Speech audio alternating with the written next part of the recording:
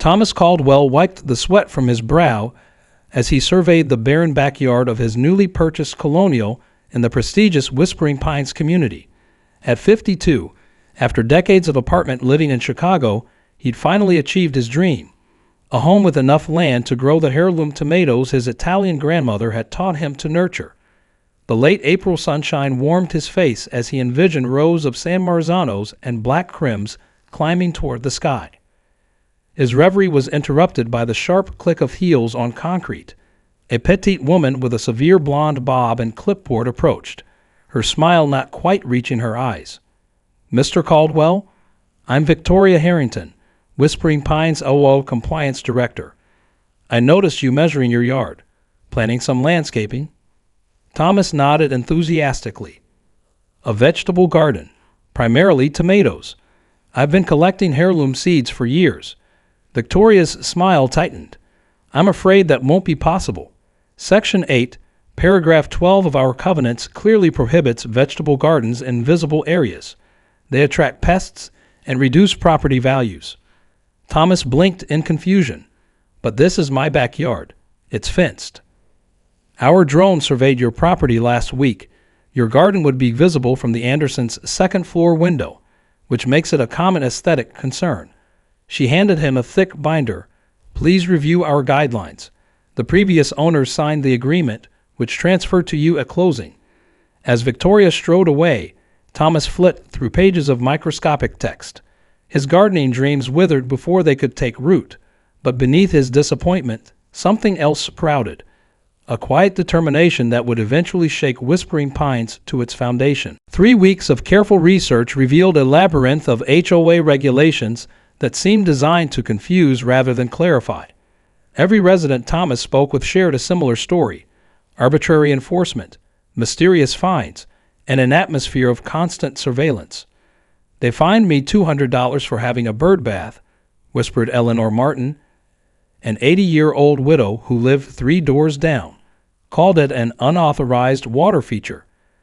Thomas discovered the HOA had accumulated over $2.4 million in reserve funds, significantly more than required for a community of their size. Yet the promised amenities renovations had been postponed for the 3rd consecutive year. When he requested financial records at the monthly meeting, Victoria deflected. "Those documents are available to board members only, Mr. Caldwell. Perhaps you should consider running in next year's election." The smirk that followed suggested this was an impossibility. That evening, Thomas received an email notification of a $350 fine for unauthorized landscaping planning without prior approval and disruptive conduct at an official HOA function. He stared at his computer screen, stunned by the injustice. Then a notification popped up, a message from Sophia Reeves, a lawyer who had recently moved into the cul-de-sac. "I saw what happened tonight. This isn't just about gardens. Call me." The next morning, while drinking coffee on his porch, Thomas noticed something peculiar. Every 3rd house in the community had pristine, professional landscaping from Highland Gardens, the same company listed as the HOA's preferred vendor. The connection seemed odd, until he discovered through public records that Victoria's husband was Highland's silent majority owner. "They've created the perfect system," Sophia explained, spreading documents across Thomas's dining room table. "The HOA requires pre-approval for any external changes, denies most applications, then fines residents for violations. When homeowners can't pay the compounding fines, the HOA places liens and eventually forecloses." Thomas felt his stomach tighten. "That's predatory." "It gets worse," Sophia continued. "Those properties are then purchased at below-market rates by Whispering Pines Holdings, a shell company owned by 3 board members. They've seized 7 homes in the past year alone." Word spread quietly through the neighborhood. Soon, Thomas's living room became command central for what they jokingly called the Garden Rebellion. 12 neighbors, ranging from Eleanor to the Paddles with their newborn twins, gathered to share stories and evidence. Rafael Martinez, an IT specialist, discovered the HOA's security system recorded residents' comings and goings, cataloging violations without transparency. "They've literally created a surveillance state within our community," he explained, showing them the camera network. Thomas listened to each story with growing resolve. "We need to work within their system while building our case," he explained. "I'm going to apply for a variance to plant my garden." Sophia shook her head. "They'll never approve it." Thomas smiled. "I'm counting on that. But I'm going to follow every regulation to the letter. We need to document everything." As the others left, Eleanor lingered. "My Harold fought in 2 wars for freedom," she said quietly. "Never thought I'd have to fight for the right to plant petunias." She squeezed Thomas's hand. "Be careful. Victoria doesn't just bend rules. She breaks people who challenge her." Thomas's garden variance application was 47 pages long, including soil analyses, drainage studies, and property value comparisons from neighboring communities with successful garden programs. He hand-delivered it to Victoria with a polite smile. 2 weeks later, the expected denial arrived with no explanation. That same day, Thomas received notice of a $500 fine for excessive water usage, though his utility bill showed below-average consumption. The rebellion's next phase began. Thomas planted 3 tomato seedlings in decorative pots on his patio, technically allowed as container gardening under Section 3, though the HOA had never intended the rule for vegetables. Within hours, Victoria appeared at his door. "Those plants are in violation," she snapped, all pretense of friendliness gone. Thomas pulled out his copy of the regulations. Actually, decorative containers under 24 inches are explicitly permitted. These are 23 inches, and I've measured the visibility angles to ensure compliance with aesthetic guidelines. For the first time, Victoria seemed flustered. "The intent of the rule is clearly stated in writing," Thomas finished, pointing to the relevant passage. "I'm in complete compliance." The next morning, he found the pots smashed on his driveway. His security camera had mysteriously malfunctioned during the night. 3 more residents reported similar vandalism to their property after raising questions at meetings. Sophia convinced a sympathetic judge to issue a records subpoena for the HOA's financial documents, citing the foreclosure pattern as potential fraud. The resulting files were heavily redacted but revealed a disturbing pattern. Board members had been routing HOA maintenance contracts to their own companies at inflated rates for years. Meanwhile, Raphael discovered something even more alarming: facial recognition software installed throughout the community without resident knowledge, categorizing homeowners as compliant or problematic. "This isn't just about gardens anymore," Thomas told the growing group, now 26 strong. "This is about fundamental rights to privacy and property." One humid July morning, Thomas awoke to find a construction crew removing his front oak tree, a healthy specimen that predated the neighborhood. "HOA emergency removal order," the foreman explained, showing paperwork that claimed the tree was diseased. Thomas knew it wasn't. An arborist had declared it healthy just weeks earlier as part of his documentation efforts. As neighbors gathered to watch, Victoria emerged from her SUV. "The board determined this tree poses an immediate hazard," she announced loudly. Thomas felt something snap inside him.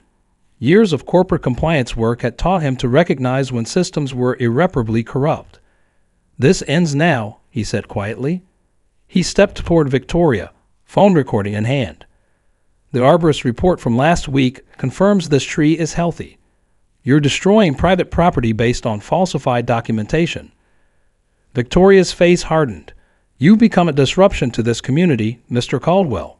Perhaps you should consider whether Whispering Pines is the right fit for your lifestyle."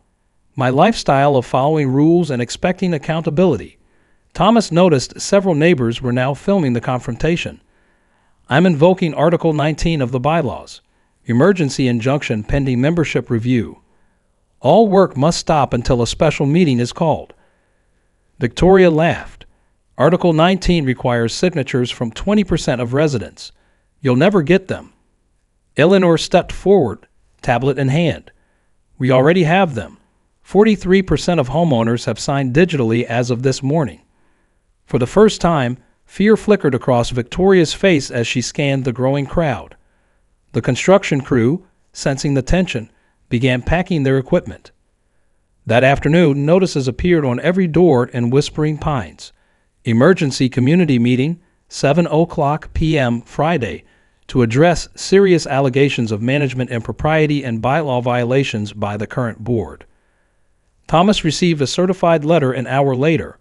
The HOA was initiating foreclosure proceedings on his home for accumulated unpaid fines and repeated covenant violations. The community center buzzed with tension as nearly every homeowner in Whispering Pines filed in. Victoria and the board members sat at an elevated table, projecting confidence, but Thomas noticed their whispered consultations with a stern-looking attorney. Victoria called the meeting to order. "We're here to address disruptions caused by a small faction of malcontents." "Point of order," Sophia interrupted, approaching the microphone. Under Article 19, the petitioning residents set the agenda. Before Victoria could object, Thomas connected his laptop to the projector. "We've compiled evidence of what we believe constitutes a systematic abuse of HOA authority." For the next 40 minutes, he methodically presented their findings. Financial records showing inflated contracts to board-connected companies, selective enforcement patterns targeting specific homeowners, documentation of procedural violations in foreclosure processes, and the facial recognition system monitoring residents without consent. Raphael demonstrated how the security system had been programmed to deactivate cameras when certain authorized vehicles, including Victoria's, entered the property. This explains why so many random acts of vandalism against vocal residents went unrecorded, he explained. The crowd's murmurs grew louder when Eleanor presented mortgage records showing that 7 foreclosed homes had been purchased by Whispering Pines Holdings, then resold for an average profit of $115,000 each. "This isn't just unethical," Thomas concluded. "Our attorney believes these actions constitute wire fraud, racketeering, and civil rights violations." Victoria lunged for the microphone. "These accusations are slanderous. Mr. Caldwell and his conspirators have manipulated data to undermine community standards that protect all our property values." "Then you won't mind an external audit," Thomas responded calmly. "We've already filed complaints with the State Attorney General's office, the FBI's White-Collar Crime Division, and HUD." The FOA's attorney whispered urgently to Victoria, whose face had drained of color. From the back of the room, a voice called out, "I move to dissolve the current board immediately." It was Douglas Chen, a retired judge who rarely attended meetings. "Second, I move to establish an interim governance committee until investigations are complete." The vote was overwhelming, 118 to 14. As Victoria and the board were escorted out, Thomas noticed a small green shoot pushing through a crack in the concrete outside the community center. Nature finding a way despite the most hostile conditions. Victory was short-lived. 3 days later, Thomas and 23 other ringleaders received cease-and-desist letters from Pinnacle Law Group, a firm specializing in defending HOAs. The letters threatened personal lawsuits for defamation, interference with contracts, and tortious undermining of community interests, each claiming damages in excess of $2 million. "They're trying to bankrupt us individually," Sophia explained during an emergency meeting in Thomas's living room. "It's a classic SLAPE tactic, strategic lawsuit against public participation. The goal isn't to win, but to drain our resources and frighten others." The intimidation campaign escalated. Mysterious vehicles parked outside their homes at night. Several members of the rebellion found their tires slashed. Anonymous texts arrived with personal information that could only have come from the HOA's surveillance system.